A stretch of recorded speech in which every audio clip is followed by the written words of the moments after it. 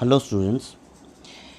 बेटा हम लोगों ने परसों बात की थी न्यूट्रिशन इन ह्यूमन बीइंग्स और nutrition in animals, types of nutrition, autotrophic और हेटरोट्रॉपिक, फोटोसिंथेसिस, कीमोसिंथेसिस और जो होलोजोइक, सैप्रोफिटिक, पैरासिटिक न्यूट्रिशन जो हम लोग एनिमल्स में पाए जाते हैं उनके बारे में बात की थी।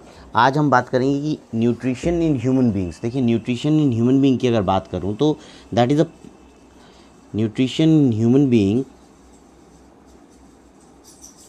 nutrition in humans is part of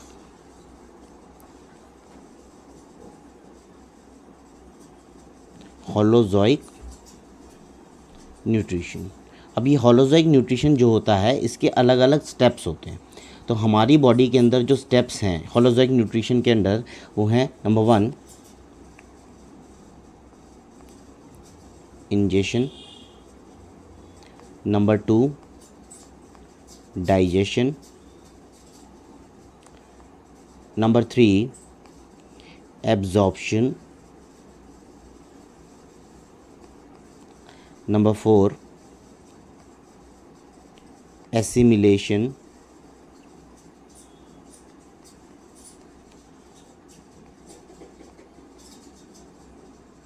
and number 5 is egestion, that is the removal of the waste from the body। तो सबसे पहले कौन सा ऑर्गन कौन से प्रोसेस के लिए रिस्पॉन्सिबल है इसके बारे में हम लोग पढ़ लेते हैं। सबसे पहला है इंजेक्शन। इंजेक्शन के लिए रिस्पॉन्सिबल जो ऑर्गन है that is mouth. Intake of food जो है that is called injection. Responsible organ जो है माउथ है। डाइजेशन के लिए जो रिस्पॉन्सिबल एलिमेंट है ऑर्गन है दैट इज स्टमक। एब्जॉर्प्शन के लिए हम बात करें तो स्मॉल इंटेस्टाइन, और एसिमिलेशन के लिए बात करेंगे तो लार्ज इंटेस्टाइन।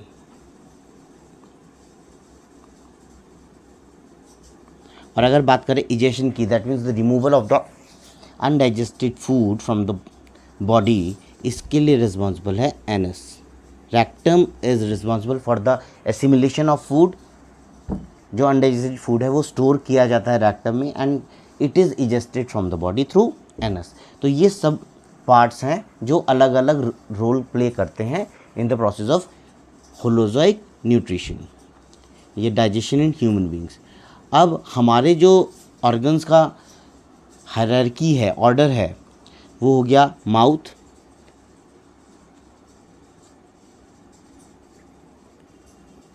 सबसे पहले खाना माउथ इंजेस्ट किया जाएगा, then it will go through oesophagus.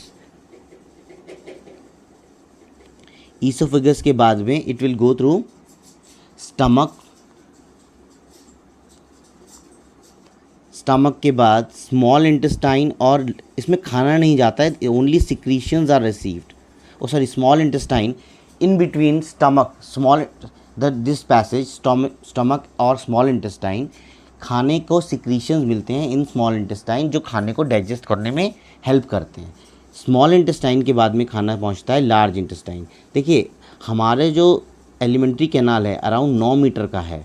इसमें अगर हम लेंथ की बात करें तो स्मॉल इंटेस्टाइन की लेंथ लार्ज इंटेस्टाइन से ज़्यादा है, लेकिन लार्ज इंटेस्टाइन का क्योंकि डायमीटर ज़्यादा है इस वजह से उसको लार्ज कहा जाता है। वेयर स्मॉल लेंथ में देखा जाता है स्मॉल इंटेस्टाइन ज़्यादा है।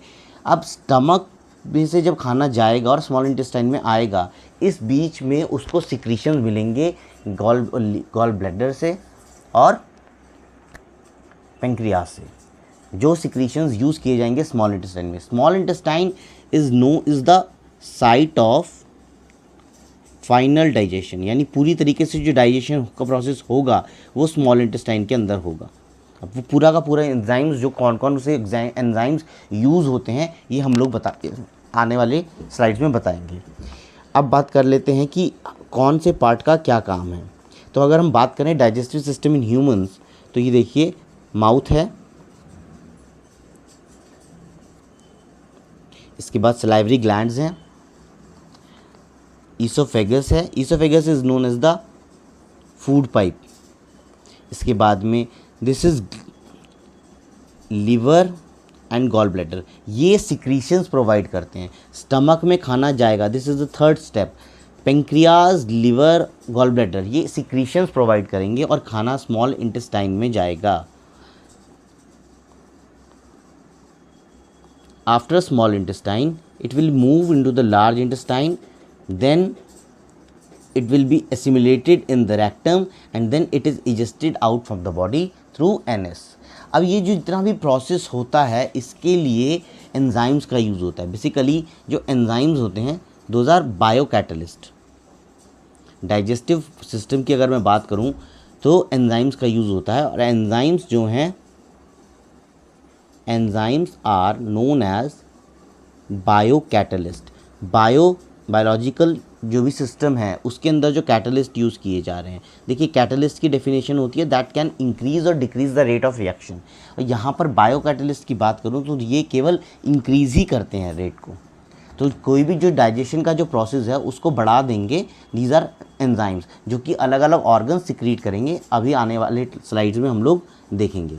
ठीक है, तो पहला प्रोसेस जो हुआ, the digestive system in human is the complex series of organ and glands that process food। Here is a basic overview। Main components जो हैं, सबसे पहले हो गया माउथ। माउथ क्या करेगा, इंजेशन करेगा,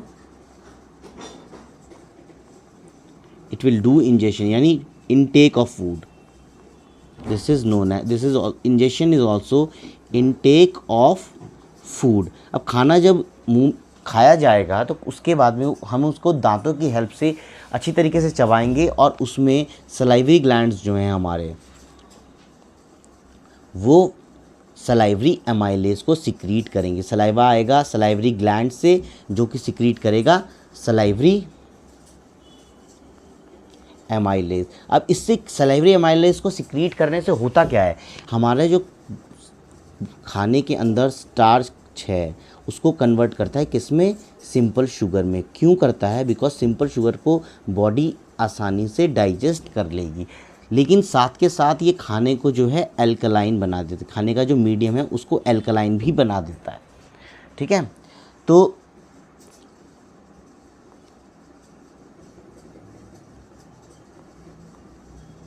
इसके बाद में ईसोफेगस, यानी कि हम बात करें फूड पाइप की, फूड पाइप की मदद से खाना जो है नीचे पहुंचता है टुवर्ड्स स्टमक। अब इसकी जो स्ट्रक्चर है कुछ ऐसी नहीं है बिल्कुल कि एक बार में सारा खाना जो है स्टमक में पहुंच जाएगा।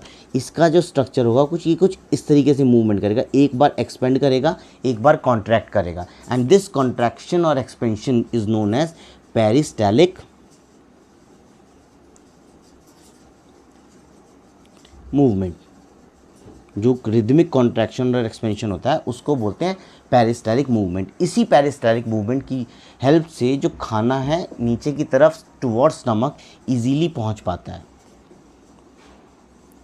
खाना फिर पहुंचेगा स्टमक में, स्टमक जो है एसिड को सिक्रीट करेगा। कौन से एसिड को सिक्रीट करेगा, स्टमक सिक्रीट करेगा HCl को। क्यों सिक्रीट करता है, जिससे कि खाने का जो मीडियम है उसको एसिडिक कर दिया जाए। सलाइवरी एमाइलेज जब सिक्रीट किया गया तो मैंने बताया था कि उसके सिक्रीशन की वजह से खाने का मीडियम एल्कलाइन हो जाता है, और ये इसका जो एंजाइम सिक्रीट करता है, ये पेप्सिन, ये एसिडिक मीडियम में अच्छी तरीके से काम करता है, तो उसके एक्शन को फैसिलिटेट करने के लिए ये HCl को सिक्रीट करता है। अब अगर HCl को सिक्रीट कर रहा है तो स्टमक में HCl स्टोर होगा तो उसकी जो इनर वॉल्स है वो ख़राब हो सकती हैं। अब उन इनर वॉल्स की जो इनर लाइनिंग है उसको प्रोटेक्ट करने के लिए that will also secrets mucus, एक लिक्विड रहेगा जिसको स्टमक सिक्रीट करेगा। उसका ऑब्जेक्टिव क्या है, so that it can protect the inner lining of the mucus. अब ये HCl जो सिक्रीट कर रहा है खाने को फर्मेंट होने से बचाता है, मीन्स उसको सड़ने से बचाएगा, उसके अंदर जो जितने भी तुम्हारे इम्प्योरिटीज़ हैं उनको हटाएगा, बैक्टीरियाज़ वगैरह जो हार्मफुल बैक्टीरियाज़ हैं उनको हटाएगा। एंजाइम पेप्सिन को एक्टिवेट करेगा, क्योंकि पेप्सिन को एसिडिक मीडियम चाहिए। तो ये सब काम है HCl की। HCl का केवल एक काम नहीं है कि वो इसी वजह से सिक्रीट होता है कि उस खाने के मीडियम को एसिडिक बना देगा। उसका काम है कि खाने को डाइजेस्ट अच्छी तरीके से करेगा। क्यों? सो दैट पेप्सिन, क्योंकि पेप्सिन एसिडिक मीडियम में काम करता है, तो वो मीडियम को एसिडिक बना देगा। उसके बाद it churns food into a semi liquid mixture that is known as chyme, CHYME। अब जो इसके गैस्ट्रिक ग्लैंड हैं, अगर हम इसकी बात करें,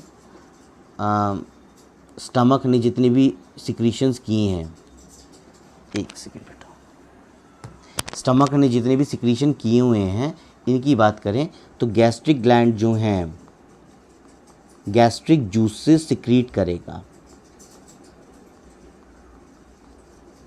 और इन गैस्ट्रिक जूसेस के कंपोनेंट 3 हैं जो स्टमक सिक्रीट करेगा। The first is HCl, the second is mucus and the third is pepsin. This is an enzyme. अब ये करते क्या है? HCl to facilitate action of pepsin, क्योंकि पेप्सिन जो है आपका किस में काम करता है? ये एसिडिक मीडियम में काम करता है। म्यूकस क्यों सिक्रीट करेगा? To protect the inner lining of the stomach. किसके इफेक्ट से? HCl के इफेक्ट से उसको जो करेगा। पेप्सिन क्यों सिक्रीट किया जाता है? पेप्सिन सिक्रीट किया जाता है क्योंकि ये प्रोटीन को डाइजेस्ट करता है। किस में?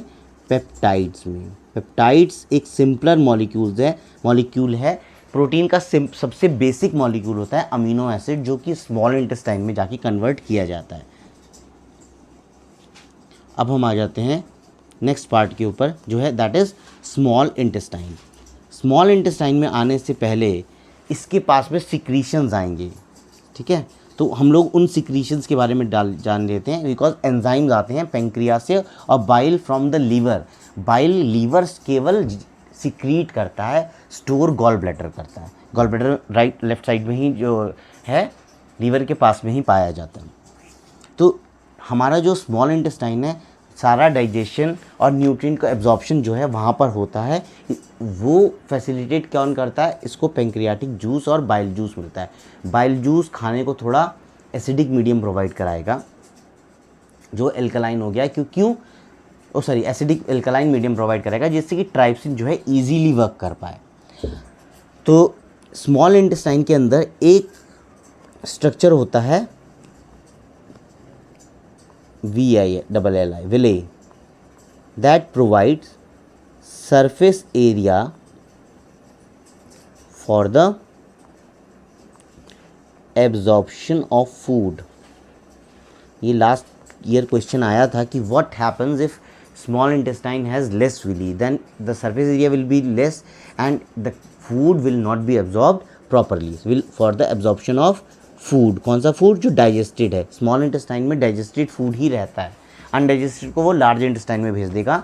तो स्टमक से मूवमेंट हुआ है खाने का, you will find sphincter muscle in that. Small intestine में भी मूवमेंट होगा, स्पिंस्टर मसल यहाँ पर भी होगा। अब यहाँ पर 2 चीज़ें हैं, एक तो पेंक्रियास से एंजाइम्स आएंगे और बाइल आएगा उसका लीवर से। लीवर सिक्रीट करता है बाइल। बाइल एक लिक्विड है, liquid that is secreted by liver। और इसका काम क्या है? ये फैट्स को डाइजेस्ट करने में हेल्प करता है। लेकिन लिक्विड लीवर से सिक्रीट होने के बाद में कहाँ पर जाता है? सीधा स्मॉल इंटेस्टाइन में तो जाता नहीं है, it is stored in gall bladder. यही स्टोर करता है और ये रिलीज़ भी कर देता है into small intestine. It stores and releases bile into small intestine. अब बाइल का जो बाइल जूस जो है, bile juice does not contain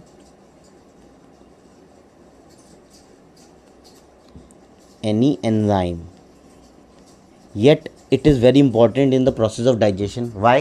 Because it is responsible for the emulsification of fat।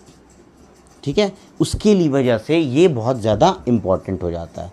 ये करता है, bile juice is responsible for bile juice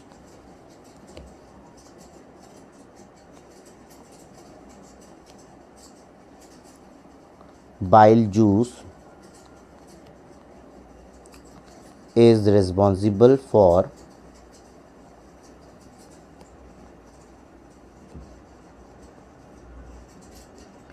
emulsification. What is emulsification of fat? Breaking of fat globules into smaller one. Emulsification of fats.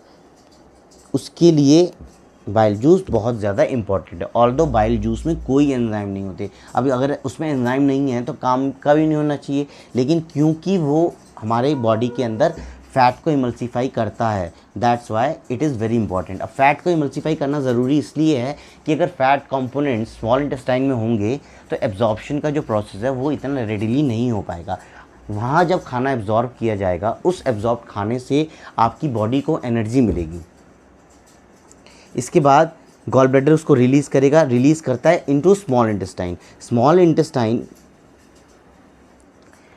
में वो release किया जाएगा, that has gall bladder bile juice and the secretion from pancreas.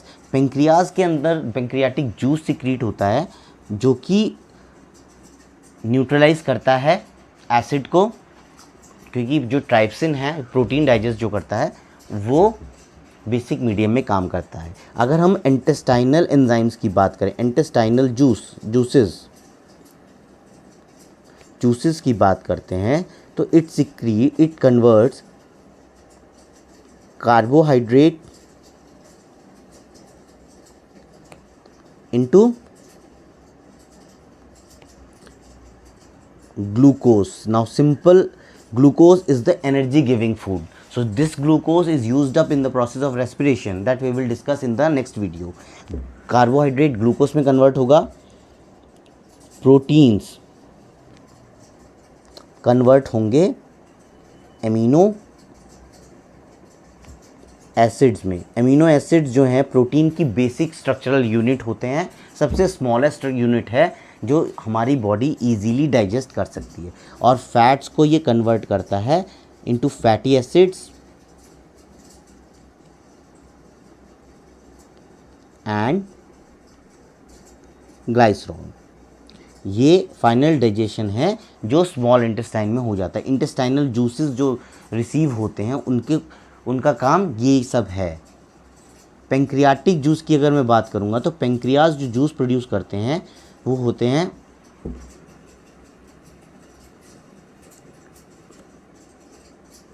Pancreatic amylase, जो कि खाने को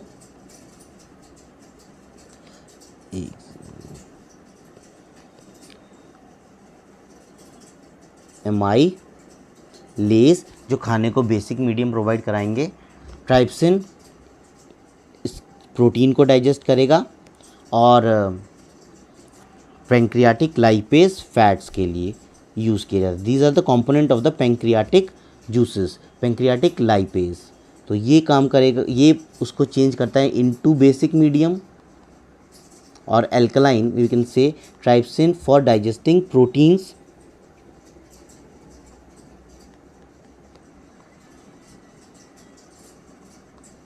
and pancreatic lipase for digesting fat। इसके बाद में जो फाइनल डाइजेशन का प्रोसेस है स्मॉल इंटेस्टाइन में होगा, वहाँ से जो अनडाइजेस्टेड फूड है स्मॉल इंटेस्टाइन में भी स्पिंक्टर मसल मिलेगा, because the movement of food is there. जहाँ जहाँ आपको मूवमेंट मिल रहा है फूड का, you will find sphincter muscle. Large intestine that is also known as colon, ये एब्जॉर्ब कर लेता है water and mineral from undigested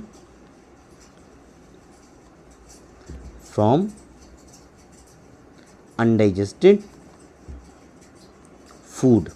diarrhoea जब होता है तो डिहाइड्रेशन, उसमें ये एब्जॉर्प्शन नहीं हो पाता है, absorption of water, absorption of food जो है that is responsibility of small intestine, whereas absorption of water जो है that is the responsibility of large intestine. तो खाना मूव करता है और उसके बाद में खाने को एसिमिलेट कर देता है रेक्टम में, और बाद में through anus it is expelled out. ये जो एक्सपेल्ड आउट है this is known as egestion. अब इसके साथ में जो डाइजेशन प्रोसेस है ह्यूमंस के अंदर ये पूरा कंप्लीट हो गया। तो इस वीडियो में आपने पढ़ा डाइजेस्टिव सिस्टम के बारे में, उसमें क्या क्या ऑर्गन्स कौन कौन सा प्रोसेस के लिए रिस्पॉन्सिबल होते हैं उसके बारे में। I hope you had liked it, आपको समझ में भी आ गया होगा। Thanks for watching, have a nice day.